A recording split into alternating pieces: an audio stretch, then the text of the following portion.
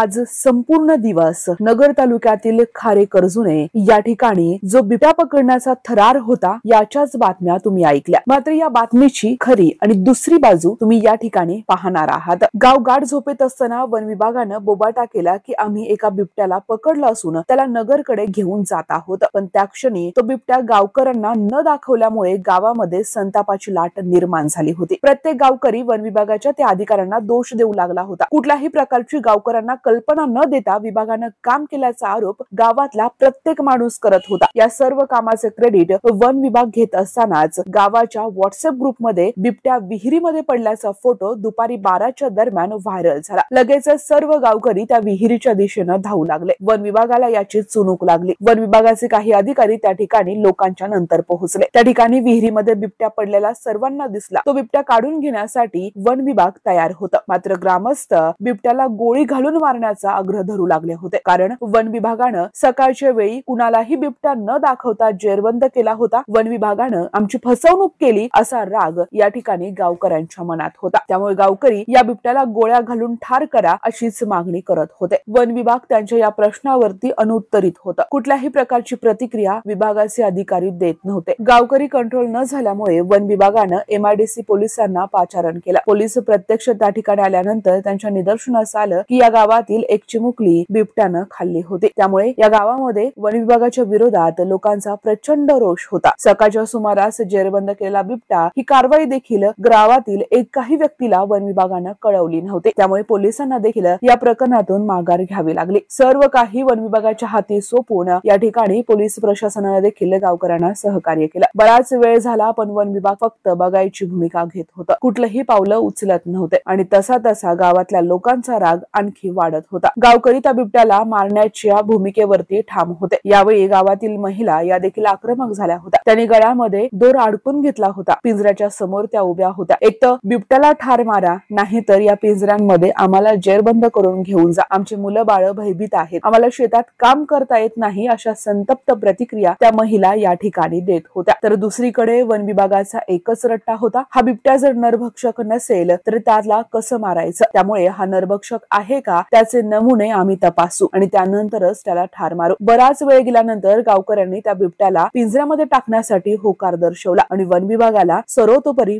मदत करण्याचा निर्णय घेतला। वन विभाग मात्र या ठिकाणी फक्त आणि फक्त आपलं काम करून घ्यायचं याच मानसिकतेत दिसत होती। लोकांनी विहिरीमध्ये पिंजरा टाकण्यापासून ते बिबट्याला या पिंजऱ्यात जेरबंद करणं आणि त्याला रवाना करण्यापर्यंत सर्व मदत इथं गावकऱ्यांनी केली। तर इथं उपस्थित लोकांमध्ये आणखी बिबट्या दुसऱ्या वाड्या वस्त्यांवरती फिरत आहे अशी जोरदार चर्चा होती। एकाच गावात सकाळपासून 2 बिबटे पकडले होते, त्यामुळे बिबट्यांचा वावर किती वाढला आहे हे देखील निदर्शनास येत होतं। हा बिबट्या पकडल्यानंतर स्थानिक लोकांनी प्रश्न उपस्थित केला की उरलेल्या बिबट्यांचं काय। वन विभागाच्या लोकांनी मात्र त्या ठिकाणाहून काढता पाय घेतला। कुठल्याही प्रकारची उत्तर देण्यासाठी त्यांनी टाळाटाळ केली। त्यावेळी गावातील काही युवकांनी गाडी अडवण्याचा प्रयत्न केला आणि याबाबत जे काही असेल ते आम्हाला लेखी स्वरूपात द्या, अन्यथा आम्ही गाडी पुढे जाऊ देणार नाही असा इशाराही दिला। हे सर्व घडत असताना वन विभागाच्या लक्षात आलं की गावकऱ्यांच्या तावडीतून सुटणं आता सोपं नाहीये। त्यामुळे त्यांनी एका साध्या कागदावरती गावकऱ्यांना थातूर मातूर लेखी आश्वासन दिलं आणि त्या ठिकाणाहून गाडी काढून घेतली। तरीही आजही एक प्रश्न गावकऱ्यांच्या मनात तग धरून आहे, इतर असणाऱ्या बिबट्यांच्या बाबतीत वन विभाग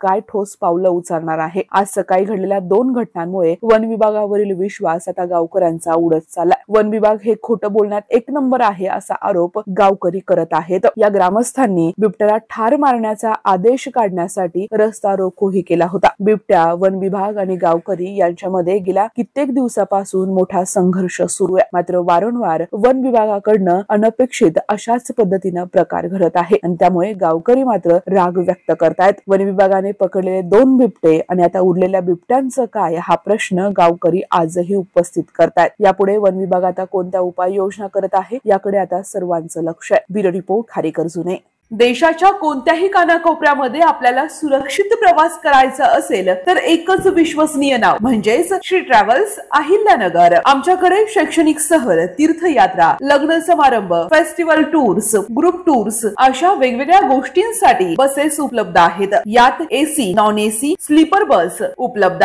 तसेच 17, 20, 32, 40, 50 एवढ्या सिटिंग कॅपॅसिटीच्या बसेस उपलब्ध आहेत आणि त्याचबरोबर सर्व बसेसमध्ये सीसीटीव्ही कॅमेऱ्याची सुविधाही उपलब्ध। आमचं वैशिष्ट्य अनुभवी आणि निर्व्यसनी स्टाफ आणि तत्पर सेवा। 21 वर्षापासून ग्राहकांच्या विश्वासास पात्र ठरलेलं एकच नाव श्री ट्रॅव्हल्स अहिल्यानगर। आमचा पत्ता श्री ट्रॅव्हल्स अहिल्यानगर, बुरुडगाव रोड। संपर्क क्रमांक 9422 30 11 66 आणि 9881 66 24 17। धन्यवाद।